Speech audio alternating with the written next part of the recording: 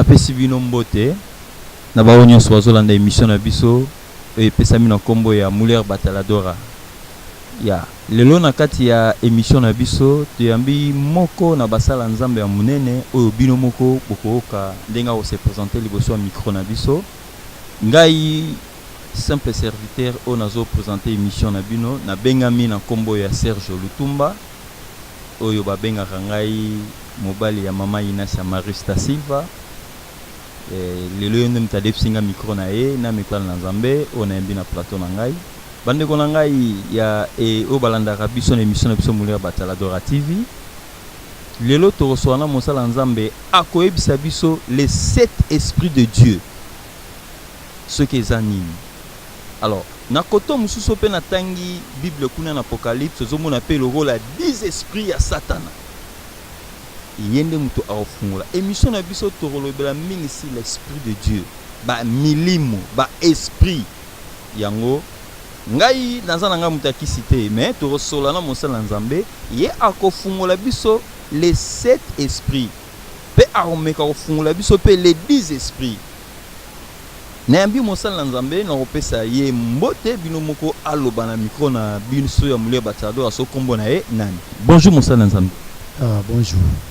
Na ebite ota la caméra na biso kuna soki okopesa biso kombo na yo kombo nani pe mosala nzambe ozana rang ya apôtre ozana rang ya prophète ozana rang ngai kombo na ngai ezali Victor Garcia naza serviteur de Dieu na ministère apostolat na bengami apôtre Victor Garcia batu oyo batu bayebinga mingi bayebinga na kombo apôtre Victor Garcia apôtre na ebite okopesa biso ozali apôtre ozali prophète ozali na rang et pe omeka kopesa biso expérience na o témoignage na yo lelo poko mosela nzambe e olekaki na nzela nini pe place komi yango ndeni moi difficulté okutana na nzela pona ko expliquer balandi nyonso ya TV Muller Bataladora ngai apôtre Victor Garcia naza nouveau converti te naza mutu oyo na vivre expérience ebele na makolo ba papa na ngai et puis na kati ya ministère na nga na vivre ba expérience ebele na temps mulai na Yesu o nazotambola na elongo papa na ngai précisément za na Kinshasa alanga monga aza moko ya mosali na nzamba aza répété ayebani makasi aza na église ya monene na luti na sia makolo na ye tant que mwana ayebinga très bien et puis ndenge azolanda nga azomona nga azoyeba ke o aza mwana c'est mon fils et naza apôtre pas ya ko attribuer dignité ndenge apôtre Paul azoba na biso na Hébreux chapitre 5 verset 4 abi n'attribue pas cette dignité si on est appelé comme Fiaron mutu moko te akoki ko attribuer dignité oyo ya komiti aye moko kenga lelo na komi boye soki nzambe atie yo te lokola tiaki Aron naza mutu oyo nzambe abengi ngai na kata ministère na lotomo oyo pe ye atindi ngai mission oyo pe apesi ngai ministère oyo apostolat mpona koannonce évangile na kata mokili mobimba lobaki na balandi na biso ya TV Muller Bataladora parce que po biso totalamaka mingi totalamaka na Paris totalamaka na Irlande totalamaka na Belgique totalamaka na Congo totalamaka na États-Unis d'Amérique apôtre na éviter opesi biso témoignage na ote parcours na yo lobela biso ata 2 minutes ata 3 minutes apôtre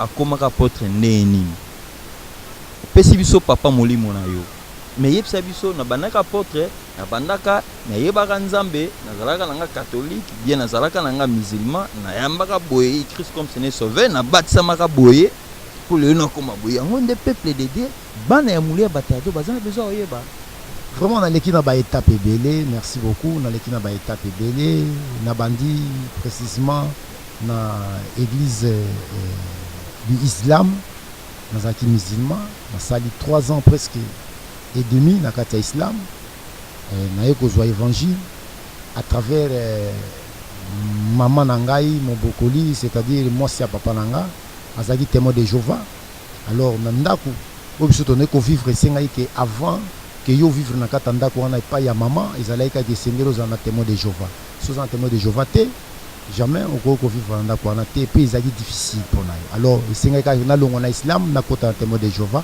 na sali parcours na témoin de Jéhovah et grand frère nangai et cousin nangai aye ko me mangai na bon Deus ane manga na nzambe malamu na chwapa à cette époque zaki na ba 80 ba 81 ameninga na chwapa na nzambe malamu na bandi na nzambe malamu tant que mondimi na nzambe malamu et na juba papa à partir tuna kwa connaissance ya basali na nzambe et papa nanga memaki ngai kuna avec cousin nanga ye aye kolongwa na nzambe malamu aye kobima aye ko bâtir ensemble et à cette époque na ba 81 avec bisa na bâtir ensemble nde biso pe to kobima na chwapa to landiye et to komi ko travailler comme ba disciple na bandai comme disciple formation comme disciple na ba papa ebele bazao la nanga très bien ba langa monga et papa zapasimandi vraiment en tout cas et ça là qui bien makasi bango pendande bakokaki kotalisa biso bonzambe ndenge nini yango ezali puisque toyebaki yango te ndenge nini tokoko memela bonzambe na bisika o bango bakozala te comment tokomema sango malamu na mokili pe ko rendre témoignage à Christ partout dans le monde. Eh bien naye ko bima naye ko zo baptême nanga d'abord na vu baptême na kati ya assemblée de Mombele batu baye bien très bien na Mombele face à Yolo ngaza ko na Yolo et na Mombele na commune Limete na Prince à université na assemblée de Mombele de sikawa pe na vu baptême nangai pa ya papa nanga na vu formation ya tant que disciple et naye ko longo naye ko kotangola naye ko tangola na 1990 na 90 ans na côté Angola. Et c'est ainsi que naye ko banda suko ko exercer ministère nanga nzambe aye ko fungola oyo acheki kat nangai moni na tribu dignité te ba papa nanga bazali ba yebi ba ola nanga ba dans témoignage na bandi comme zaki loko l'évangéliste parce que naye ko sosola te loko nini zaki kat nanga alors ta na uta disciple naye ka comme évangéliste na passé na ba église ebele na ba ministère ebele pour travailler sous l'onction ya ba visionnaire oyo bazwa ki ba vision à cette époque là. L'homme de Dieu, avec tout les respects, en tout cas, Banaya Mouler Bataladora, Balandia Mouler Bataladora TV, Bazolandayo, Pebayo qui, moi, témoignage, parcours Nayo, Yamouké. Parce que les lots, ils ont commencé à m'enzamber, Bakomo Yaraka, Moutumora Bimika, Bou, Azana na papate. Moutumoro Bou, Abimina Montagne, Moro Beso, Songolo Montagne, Bou, Moutumora Bimi Boyono, donc, rebelle Bakomi. Tellement belé na musala nzambe ti lelo ba komi ko bebisa musala nzambe oyo biso lelo to lobarake kolo langazo akala mingi tena mamule bataladora tanga koya na ebita okuta bango wapi ezaka pasi mais ça sujet na biso te merci na balandinyo so mule bataladora TV mule bataladora TV ezali moko ya YouTube moko ya chaîne ya télévision oyo Tolandami na Paris, kuna toromona papa José Pierre Diavanga de loin na PC Mbote, azali to benga ke papa Mukolo, ye azali moko oyo apesaka biso conseil tant to bande ko tambola mulia bataladora TV, to rosala nini pe to lex émission ndeni. Afandisa ngana mama Nancy Ina Samarista Silva, alobaki na biso lelo tala ba fruit ndenge mulia bataladora TV ekomi. De loin papa Pierre to PC Mbote na mama Alpha, soki totali pe ba représentante na biso mususu bazan na kati ya mboka Belgique. Tomoni mama bibi tanto na Nyangi to pesi mbote mwasi bitumba mama merci na séjour no lekai na Irlande na moni vome lekai malamu pe to mona ki musala voma e monani soki totali pe kuna na kati ya Irlande to na mama Mando Bikembo de loin to saluer papa Vicky Ozana nzambe voma abakisa ebele asala ebele pona bino musala bozo sala pona mulia bataladora TV et pour na musala ya nzambe sala en tout cas mokili mwa ezomonango soki totali bien Angola ngai na lobisi bino na zuna ra micro bat na défi ya mamule bataladora owazali moko ya mopanzi ya mikuwa yenda salaka elongi ya TV mule bataladora TV donc t'es loin na pesi mbote na bana place bazali ya mosala nzambe est-ce que okoki ko expliquer biso les 7 esprits de Dieu? Quand on se trouve dans l'Apocalypse, on dit 10 esprits à Satan. Si vous l'esprit yango ezanenge nini parce que lelo ba confusion comme ça ma mingi na monde de esprit amsumura mataka na ngomba moko boye soki suki ndenge nini o ngana amuta be esprit nga solo na be esprit siko na ebité papa confusion côté makapti doctrine ngo pe baby les sept esprits ngo zani les sept esprits de Dieu ils allaient représenter dans la Bible comme chandelier les sept lampes de l'Éternel où ils allaient éclairer trône et grâce et en Zambé et ça précisément marqué dans Apocalypse chapitre 4 de verset 5 et quand Jean azalaki rejeté na kata île de Patmos et afandaki na kata île de Patmos ayoki mungongo ezoko benga ye peza koloba na ye Jean meki ko retourner pour akotala ayeba mungongo nini nani azobenga nga na kata île de Patmos puisque awa muto azalaka te et bien tant a tourné abaluki atala liboye na sima atali boki misu likolo amoni porte na likolo porte ezaki ouvert ayoki mungongo lobi na ye que Jean monté par ici il faut mata awa Jean esengaki ke ako mata et Jean lobi azako expliquer bien Apocalypse chapitre 4 Jean azako expliquer que j'ai été ravi en esprit donc c'est-à-dire mon limo ememaki Jean na nzoto te nzoto tikalaki mais Jean était ravi en esprit amataki na nzoto et tant que Jean a commis la porte, a moni trône et grâce, trône et royauté en Zambé. Et na trône et royauté a moni 7 lampes, au toujours bien chandelier, zaki ardente zopé là. Et Jean a expliqué biso, alors que les 7 lampes c'était les 7 esprits de l'Éternel. Et ce qui est plus loin dans Apocalypse chapitre 5 verset 6, nous avons que Jean a expliqué alors que na 4 il y a trône en Zambé, a moni les 4 êtres vivants.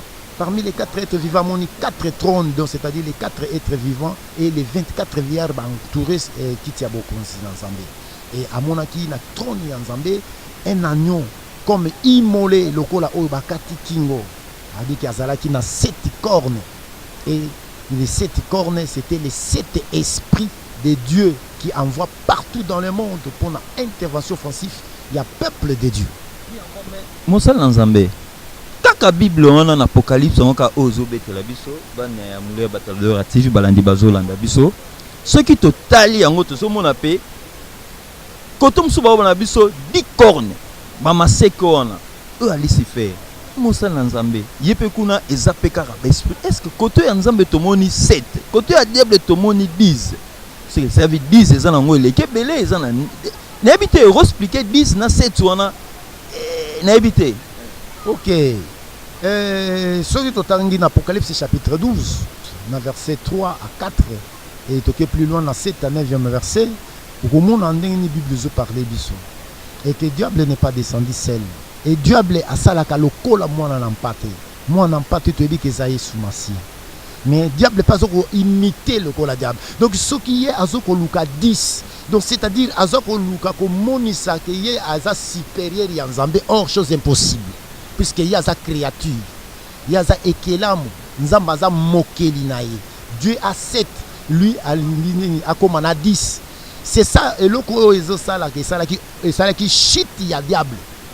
Parce que dans Ézéchiel chapitre 28, azolo babe que nakotombo la kiti ya bokonzi nanga nakomata au-dessus ya Nzambe. Donc c'est-à-dire azoko lukaka ki azala likolo ya Nzambe. Mais c'est chose impossible, même si azana 10, mais azaka sous contrôle ya Nzambe. Satan a dit toujours que Amimon Isakaza likolo ya Nzambe c'est chose impossible parce qu'il y a sa créature, Nzamba sa créateur. Même si azana 10 wana et koki jamais koyeba na côté le devant 7 esprits de Dieu parce que le chiffre 7 c'est le chiffre de la perfection. Pai ceux qui totali tozo parler mambo ya ba esprit. Na kati ya esprit wana le long monde toza réel.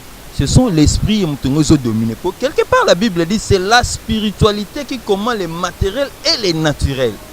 Si on a quatre esprits, on a le monde commis désordre. L'esprit en haut, zoé bapete paille. Oh, ya nzambe tozoé bate. Oh, ya mutape, ya misala mabe, to benga ravali, si pe tozoé bate. Est-ce que papa, okoyo koyeb sabiso, présence à l'esprit en haut et kitaki na kati ya mabele ndenge nini pour le désordre kotabu. Diable a créé des ordres dans l'écolo, tu dis très bien, nous sommes des hommes de Dieu.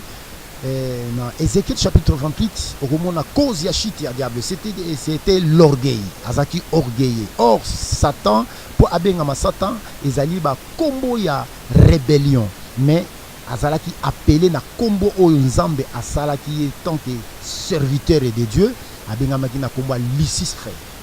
Lucifer, c'est-à-dire porteur de lumière, azaki mutazoko porter lumière na trône ya grâce ya nzambe. Mais na orgueil wana. Vous que même Bible a témoigné que tant que Nzamba a créé, il y a tambourin zalaki kobeta. Donc c'était un ange puissant au Nzambe, a linga qui peut mingi pas porter lumière na trône ya grâce ya Nzambe. Avec cette honneur wana zalaki na yango, amona ki akoko zalape égal na Nzambe. Alinga ki te akoma égalité na Nzambe, aliki na kotombo la kiti na nga ya bokonzi, ezala likolo au sommet ya Nzambe. Et voilà pourquoi Nzambe a été renversé. La Bible lui-même sur Ézéchiel dans Apocalypse chapitre 12 que guerre et salamaki na likolo. Il y avait une guerre na likolo, Michael avec ses anges et Lucifer aussi avec ses anges. Mais dans le moment où on a bien mis sous Lucifer, pourquoi? Parce que ça s'est déguisé qui un ange de lumière. À l'ongwa qui a formé 11 ambassades qui est tant que l'ange de lumière et à l'autre forme des dragons. Et la Bible témoigne cela dans Apocalypse chapitre 12 toujours. Que Azali dragon avec 7 têtes, 10 cornes et dragon rouge. Et ça qui a traîné un tiers des anges. Et meni bango awanase. Pai, nakati yo masolo na bisote balandi bazolanda biso ebele de loin nazo pesa papa gas mafina na Paris nazo pesa embote de loin nazo pesa sumbote na Sami Lunga na Afrique du Sud na pesi bao nyoso baninga tokola na bango mbote. Pai, mais yo ebisingai akoma na lumière ndenge dragon. Mais puis c'est que bakité na ba beauté wana na bakitoko wana nyoso pai. C'est comme ce dragon. Oui, parce que la Bible a témoigné, Apocalypse chapitre 12, dans 7e à 9e verset, au temps où la Bible dit que tant que Azako quitte dans ces arbres, Azaki sous une forme, il y a ange de lumière, puisque Abengama qui ange de lumière, dans le moment où Abengama qui Lucifer. Mais tant que Ayebi ko se rebelle liboson dans Zambé, c'est déguisé qui un ange de lumière. Puisque ange de lumière et Seigneur qui n'a rentre toujours service c'est pas en Zambé. Mais le coma à l'attaque déjà esprit à rébellion et voilà pourquoi il s'est déguisé en ange de lumière, c'est-à-dire à l'ongwa qui n'a beauté au Yonzamba et la Kenango à l'attaque qui forme à dragon. Bible zo témoigne yango. Papa, le loyo tozo mona car les solongo ba ange et comme la biso passe na mituna biso. Maman ina saju moto sola ki na ye moko ko partager na ye abike alali amoni ange azolo belai. Sko na ebite ba ange yango ba kitaka na se ndenge nini. Et puis ba ange yango bazalaka na forme nini. Ilamba pembe, ilamba rouge, ange azanani. Voilà, ange azalo kola être humain. Ange a différent total na être humain. Ange akoki kozwa forme nyon surtout oyo ye akoki kozwa. Akoko koma bidon, akoko koma micro oyo, ange akoko koma eloko nyon surtout oyo ye ali ko se transformer na. Ange azana corps de physique. Ana os te azana misunité, azana mai na makilate. Un corps invisible et à quoi que je forme à l'euro nous sakoko se transformer en l'euro nous surtout et kokitana ba ange a et ça clair la Bible nous dit cela. La Bible zo bana biso Apocalypse que un tiers des anges laquelle tant que Lucifer a se déguisé en ange de lumière a eu formé à un dragon. La Bible zo bana biso Apocalypse chapitre 12 versets 7 à 9 et que mon kila naye et même les étoiles du ciel. Les étoiles c'est quoi?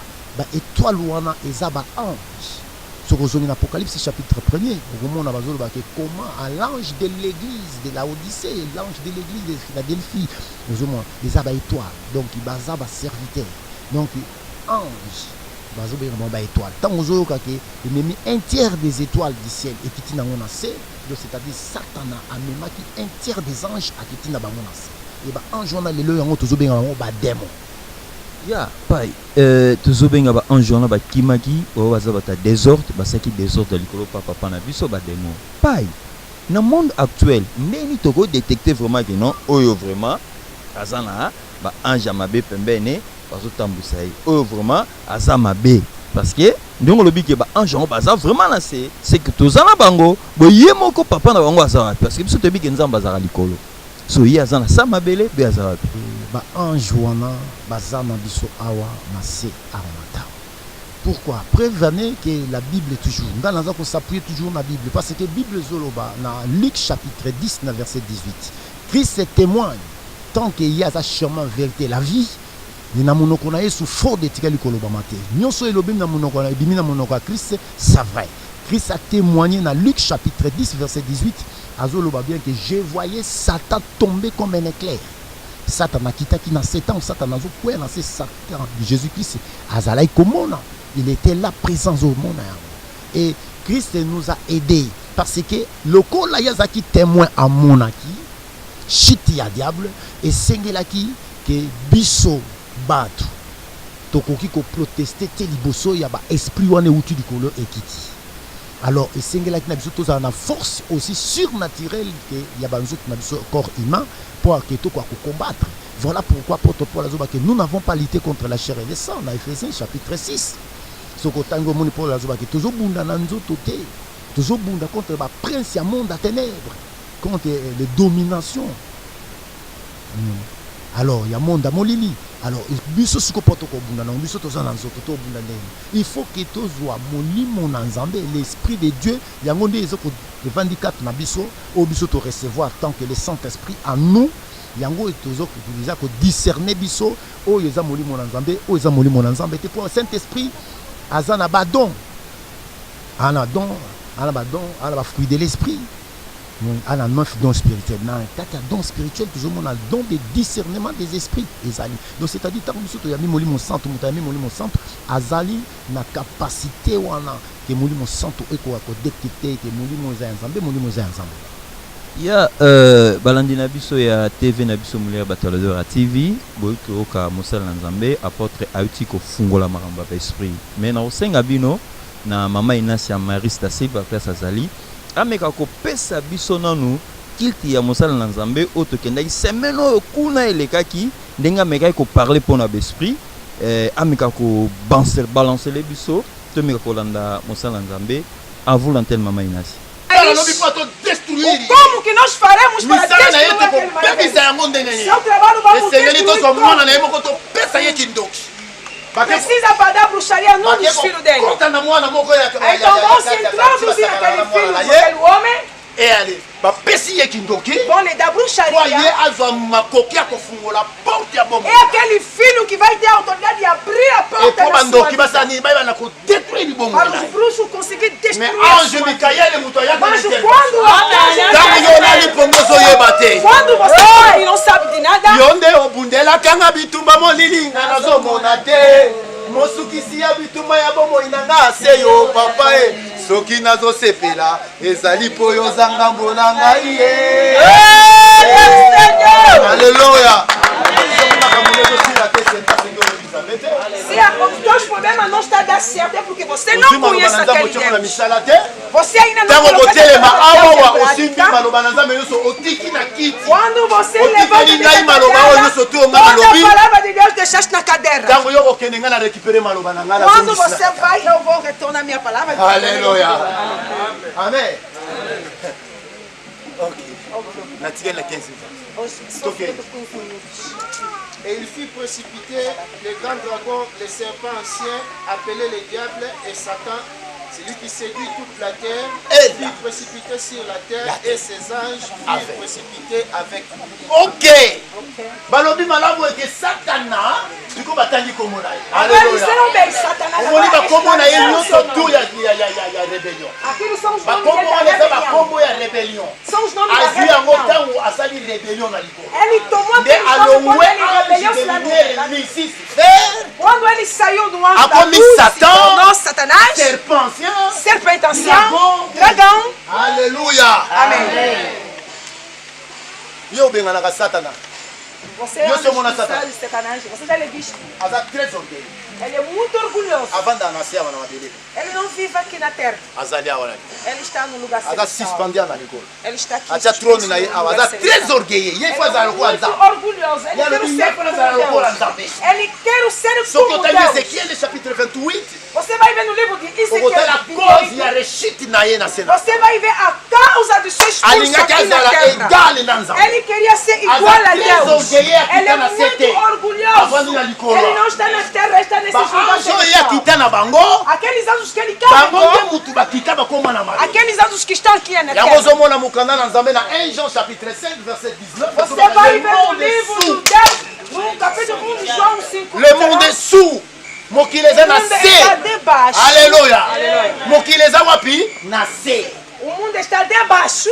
Il y a puissance, il y a nani, il y a ça. O poder do diabo.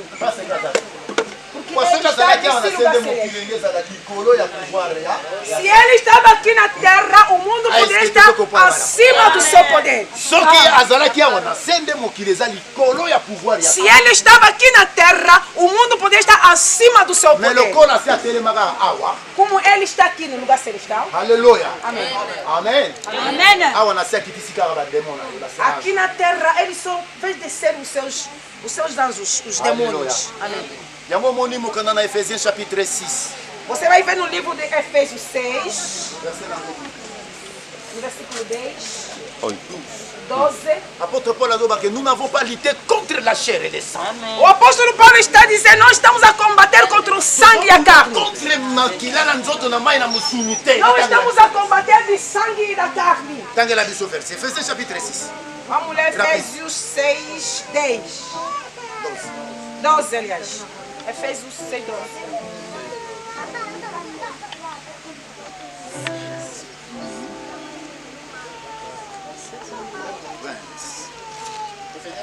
Ouais, 6, 10, 12.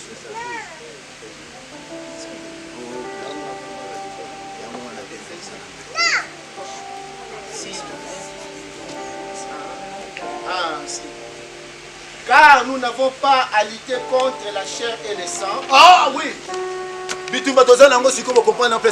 Vocês compreenderam agora esta luta que nós temos aonde que proveniu? Você está aí vendo a luta na sua vida aonde que estava provenindo?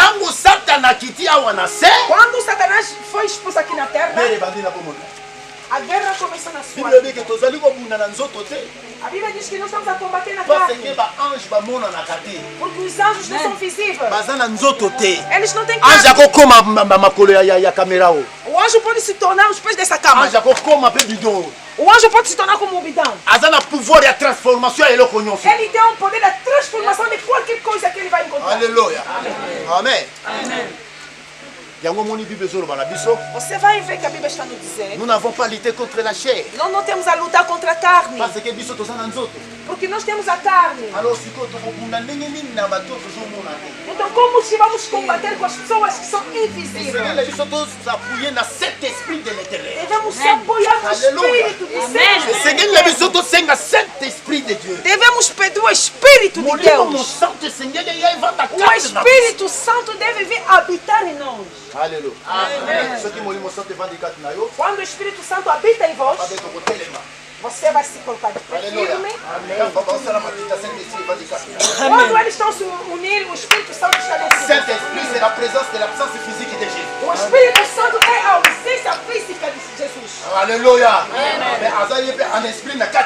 Ele também está em espírito em vós. Quando eles se colocam,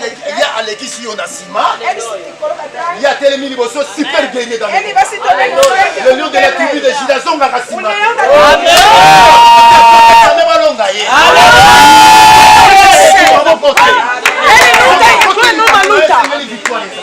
Quando ele entra na tua luta, vai ter a vitória. Quiser como não. Ya namoni boti kolanda lolenge nini mosala nzambe autai côté ya sur les 7 esprits. Boyoki ye pe bolande sur na prédication na pai. Na baluki parce que lelo pe binoka basala nzambe bomo bebisa pe makambango kaka. Bomo bebisa ngo parce que les 7 esprits ngo ngala mo ma basali panzambe bomo lata mo les 10 esprits wana maseko wana. Na éviter pai. Bokomika na simara ko bata mino na sima. Ezara passe. Pai, obi nzamba otuna bino so ayo zomsana ye. Nyoso wana tuzokendwa bi pai. Yepsana. Lelo batu bakomika les problèmes de l'esprit. Pourquoi? Parce que l'esprit est fort, la chair est faible. Alors, la faiblesse à Nzoto, vraiment, Nzoto est toujours soumis à l'esprit. Et lelo bato ebele le to komo na ba serviteur ebele ba oyo ndenge na lobaki ne bandeli ki baza ba infiltrer na kati ya ministère na kati ya sacerdoce lelo toujours mona toza na ba infiltrer ebele okoyeba bango ndenge oyeba bango partir na misala na bango kisalo biango lobi ke o reconnaîtra chaque arbre par son fruit okoyeba nzete nyonso na mbuma na yango o eza ya nzambe te ko laxiza ya nzambe te o eza ya nzambe ko laxiza nzambe molimo na nzambe ezali na ba don molimo na nzambe eza na ba fruit donc na kati ya ba fruit okoyeba o ezali ya nzete ya nzambe to ya nzambe te ngana mona mosala nzambe moko alobi vraiment ke ya wana limbisanga pa avuma na lati esprit wana ya wana vuma funa tie poison funa leka ya kufa mosala nzambe aza revêti na esprit azo tia maboko likolo bato alobi maki ya wana funa tie poison akufa ngai eza masolo ko bomba te mosala nzambe tokendaki soki songolo wapi pai tokota na kati ya chambre na ye a déverger mwana bata longole moseka un grand serviteur de Dieu ngai na Luanda awa TV zola na poto na YouTube censé razana été bazoka mamba biso mosala nzambe ava sala séminaire monene croisade faut apasola mosi ya moseka pour nzambe a utiliser pai lelo est-ce que niveau nini bozo mona o bozo comme ça ben crédible nakutana na camarade na mwa binanga jino ngana osambela na ngate parce que so tali passer mambasala donc moi écoute te ngate le problème ya ba esprit est un problème très complexe ba te belé bazo comprendre te mutu sto lingi succès mutu sto lingi réussite mutu sto lingi élévation alors mutu sto lingi toujours à la top et eloko wana elongwe même atana mokili et kota tina kati ya église et comme tina basali na nzambe les basali na nzambe oyo balingi kozala na Yesu te kati na bango ne bango wana nde mutu baza ko amener fait étranger na kati ya sacerdoce mais baboyi sacrifice baboyi ko luka nzambe à la sincérité baboyi ko luka nzambe na vérité balingi eloko ya lelo lobité alors lelo wana bango balobaki ya nzambe eumelaka. Alors voilà pourquoi ils ont poussé bango ke banda kokota na baloge banda kokene ko consulter ba mauvais esprit oyo ekoyaki kitaki na Lucifer ba esprit wana za le to bien ba démon to bien très bien ba comme ko consulter ba démon na ba ravin na ba grotte na ba forêt na ba brousse na ba savane na ba cimetière partout na ba mal pour la puissance pour un miracle lelo et puisque monde d'aujourd'hui est l'ingikra miracle monde alelo nika miracle sans miracle pour naye nzambe akomi monisate akomi monate kaza mosali nzambe faut toujours garder des miracles oui to boité il faut que tu prêcher l'évangile to démontrer Christ par les miracles et des prodiges mais c'est vrai mais par la puissance et sous guidance du Saint-Esprit en dehors du Saint-Esprit c'est que tu comme toucher déjà l'esprit mususu oyo mais un refuge na kata moki pai obike nga mande na zio lelo pai yo folongola inquiétude eza na kati ya balandi ya TV Muler Batalador ya GT babenganga na Congo na kati ya camarade nanga moko kombo na Gabi na musika nazo pesa mama Nicole Miki na mbote ayebisa ngai boye passer moko cela veut dire azana e mu Congo azona en code ya famille a Chango na kati ya makambo nzambe donc cela veut dire passer azana en code ya famille pe azo beta makambo nzambe na osakana te pai siko kosangisa nkodia na makambo ya nzambe eza kaka ba esprit na ebite siko nzambe ngo na ebite pai wana soki omoni serviteur ya modèle wana aza serviteur de Dieu lisuti donc atikel ka na manteau atikel na manteau ya appellation apôtre atikel na manteau appellation pasteur atikel na manteau ya appellation évangéliste docteur. Que sais-je encore? Alors, Moutouana asi abima nzambe asi longwa na rang ya bonzambe. Asi abima na bonzambe totalement. Puisque eloko ndengwana ekoki ko salamati. Nous titango ye azali ko consulter. Donc akoma mutu moko déjà asa changer. Asa ils ont fait étranger. To monyango Aaron, nzamba bengaki Aaron na banana ye Abiu Nadab Itamar Eliezer, abenga ba on a kata sacerdoce pour na ko servir. Moni nzamba imo azala ki puissance pe poudre na kata na bango. Et tango bango nzamba zala ko se présenter na moto e bana ko tumba offrande mais na biu ba ye na tongo bakuti hôtel eza ya kokufa au lieu bazela mosali na nzambe pona ko joa moto zala ki na lieu 100 baya ko allumer hôtel du parfum hôtel des sacrifices et babimi na libanda bake na camp na mboka bake kozwa moto fait étranger baye na yango baye kokota bapi kopelisa moto nzamba frappaki bango mbala moko. Pourquoi nzamba frappaki bango? Parce que bamemaki fait étranger et pourtant nzamba yebisaki Moïse que jamais fait étranger kokokota na kata sacerdoce. Alors fait étranger na nzolo ngana zolo beza quoi ezali ba magie ba oyo bango bazo sala. Donc pour la puissance on a esala pour mona ba miracle s'opérer amata na podium il faut accoucher na une femme.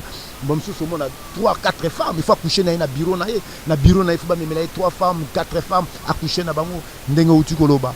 Une jeune fille azana no vierge il faut déverger et à partir ya wana nde et loko wana esprit zakat na ye tango ko mata na podium nde ekobana ko opérer ba miracle et ça sous esprit de Dieu maman Mikina na so qui réponse na yo musala nzamba pesio papa Gabi na so qui réponse na yo musala nzamba pesio na Mikina ko zonga na ba tu réponse mais na be fait on a nyu so salama batu bazobika parce que peut mona pe batu musu basala be église a munene lolo batika biso bakena na sama bele bakufa mobala kei mwasa kei bando benga bango mabe mais na église na bango bando benga bango bandoki mais bato bazobika mais ce qu'on a évité ce qu'on nzambe mutabiki saka bango ou bien pour babela rapé komboka ka Yesu na biso. OK, ce qui nzamba za ko accorder toujours ba délivrance ou azo kondima a permettre disons que ba délivrance on est ça puisque alobi na Jérémie na deuxième livre Jérémie na Lamentation 37 alobi que qui dira une chose arrive sans que le Seigneur soit l'auteur et le koni ne kokoya et kokoma et koko salama ce qui nzamba permettre té nyonyo ce salama c'est que Dieu a permettre pour na ko éprouver les vrais et les faux. Même si au bikinde wana ezali les véritables délivrances était yango tozomona bato wana nyonso tout ndenge za boye lelo abiki lande la vie na ye komona d'après 1 mois 2 mois après maladie wana ezongi makambo wana nyonso tout ezongi mais pai kaka yango lelo tokomomona parce que ekomi moninga nzamba sali appel na ye ake na ye yum toza revêté l'esprit tokomomona ti na niveau ya basala nzambe bakoma na ba clic bakoma na ba envoyer il y a destruction parce que tu dis que mission à diable les ali dérober et détruire mais le lope basala nzambe so bakoma moninga nzamba pambolié ya tindi baki ne peut ko bebisa ko panza musala ngo ya ndenge nini na ebité pona basala nzambe wana obebisa bango nini o bazo tindaka bato baki na ko panza ka mangomba na lokuta bazotinda basi bakule na basala nzambe ba bebisa vision nzambe na bato wana pai okebisa bango nini to komokoma na suki mission na biso. OK, un vrai homme de Dieu o a une appellation céleste na une vocation divine ya nzambe jamais akoko kolinga ko détruire église mususu pona ko peuple église oye azoko kamba oye azoko diriger. C'est archi faux puisque église wana na oye azali nyoso tout est dans le même camp il y a Seigneur Jésus-Christ mais toujours ko dépeupler quand il y a diable pour te peupler quand nzambe jamais na ko détruire l'église mususu oezali na kat na Christ Jésus pour na ba na ko peupler l'église na sale lo mokote donc soko moni ndengwana donc bazan ba envoyé spécial ya diable puisque nzambe diable asi alati déjà nzoto asalati nzoto tozomona bango na ba magicien ba marabu ba féticheur ba ndoki ba sorcier o nyuso bazo opérer ba miracle wana tozomona bango naza ba sali na nzambe souté batikeli sous basali na nzambe te puisque ba miracle bazo sala en esprit divin te. Quel est cet esprit là au Saint-Esprit et bikolaka chaque jour aussi longtemps dans Deutéronome nzamba za ko lobaka on ne peut pas déplacer les bornes toko bana ko bikolaka ba makambo ba tout. Un homme de Dieu il faut azala discrète. Mais comment se fait qu'il n'a pas de koloba makambo ba famille ko panza ko kabura les articles sous molimo na nzambe te molimo na nzambe za pona ko uni nzomona za molimo ya unité za molimo ya pardon donc c'est-à-dire l'amour les alliés koluka intérêt na yango mokote l'amour supporte tout l'amour pardonne tout voilà en quelque sorte donc on nous toujours ko mona wana basali nzamba za basali na nzambe te ya bana muler bataladora balandi ya muler bataladora na mosika nazopesa mama Caroline na Nokia mbote mama Caroline yebela mama Caroline Noki yebela parce que batona baye bakomi ebele yebela musala nzambe e baby tozolo bake kolo elanga azoya poazwa elanga na ye tango ya roya akuto na position nini milengela o tokomi komona lelo eza o to mona kango te donc ba rêver bandanga mana mbundeze beta yes o to yebaka sentete tebaka mbunda mutu azobeta mwa nzete peme na mbunda lelo komi ya basente makambo ye ebele comme na bato mosusu aye oh non mais bible elobi na biso boye nzambe apesi biso esprit moko ya koyeba mabe na malamu mpe bible elobi biso atokoti na ndako ya molili atolati elamba molili nzambe na biso asalaka nini ayebaka mpe aza nzambe arevelaka biso bana na nzambe fo tosengaka nzambe afungola biso misu afungola biso matoi nzela nini tookende fo tala mpe maloba nini bazoyebisa fo to apena esprit ya discernement nyonso ezalaka te balobi osali nini oyambi yango nyonso eza nini ame te tokomi na soki émission na biso nazopesa mosala na nzambe micro ameka koexhorte biso mwa 2 minutes po te bakoafesha émission na biso. Peuple de Dieu, vraiment eloko toko ko aviser pa inabino pourquoi koyeba nzambo ya solo zaka Christ Jésus. Et Christ ça la ba miracle opéra ba miracle grave plus que o bino bozomona. Alors tous à la précédé discerner les esprits faut senga molimo mo santo esunga biso pona tina koyeba na ko discerner ba miracle falso comme ebele ba miracle o lelo ko mona pouvoir moko boye ebikisio lobi nango ozongeli malade wana et puis soki malade wana ezongi sache lebe ke ba esprit mauvais soki ekoki ko combattre yango moko na yango moko te mais soki bimi ezonga sous des prises soki ezongi ekoma pire koleka o ndengo za akilibuso. Alors tokangama na Yesu tokangama na parole. Dans la parole c'est des véritables prophéties. Parole est un miracle, parole est à vie, parole est à succès. Tout est en akata parole. Sozi li loba nzambo 25 au 4 na yo selon Josué chapitre 1 verset 8. Au monde a miracle, au monde a succès, au monde a réussite, au monde a libal, au monde a bana, au monde a nyonso oyo ozoluka na vie. Vraiment est très important. Tokangama ka na Yesu Masia oyo akufaki asekwi azana bomo. Kombo na ye. OK. Mosala nzambe okopesa biso contact na ote parce que émission ezotalama partout moto akoza na besoin abenga yo asola na yo omeka kolendisa ye mwa makasi nayebi te opesa biso contact na yo mpe oza na mboka nini? Précisément naza na mboka Angola, naza na Luanda, navandi na Zangu et justement la police Nazango, Nazawana, et contact Nangai vraiment ils allaient 931 10 61 55. Ce que Beningai vraiment au Kozwangai na numéro on a facilement na tanyon surtout ko Beningai. Merci na balandinyo soya zalaka présenté par présentatrice Nabino Maman Moulia Bataladora Ina Samaris da Silva lelo ameki ko debsanga micro na e na meko sona mosala nzambe na solo na ye ba propos nyonso lobi ezoko engager ye ezoko engager ngate ngana hika na micro na ngai pona talisa bino boyoka oya lobi naza pe na commentaire au salate nzambe ka azalo kumu mais nazo bana bino kaka yebela comprendre il est na pesi mbote na ba oyo nyonso ba kotisaka moi un kwanza na bango na kati ya vision ya télévision Mouler Bataladora TV nzambe na biso azongisa place yaka ebele to pesipe merci na ba partenaire nyonso o basungara Mouler Bataladora TV na basala nzambe nyonso o batiaka mabolongo na bango na se pona kolobelo ko mwa malamu pona Mouler Bataladora TV nzambe na biso amona bino azongisa ebele nakoki ko fechar émission na ngai te sana me ko pesa ba assistant na ngai o lelo ba soutenir émission na biso Mouler Bataladora TV. En tout cas na pesa mbote mingi pa ya mama Pasteur Philomène na musika place azali na musika pe lisusu na meki ko pesa su mbote pa ya évangéliste na biso Pamphile ya to pesa na musika évangéliste Papi Mbote na zo pesa pe lisusu mama Caroline Mbote mama Caroline Noki parce que ya pe de eza pe na ba faux Caroline ndenge pe tozo bara mama Caroline yebela donc eza pe na ba faux Caroline photo ça Caroline Noki na mosika na pesi mbote na pesi pe lisusu Pasteur na biso Blanchard Pambu Mbote donc Pasteur Blanchard Pambu na mosika na pesi mbote na pesi pe papa na biso Betu Junior wana na tangi kaka Betu Junior na suki kaka wana so lingo yebango benga na nini na rebisa o papa Betu Junior azanani na bosanité na pesipe lisu mama nana mananga na musika mbote parce que mama nana mananga tozolia te to pesika mbote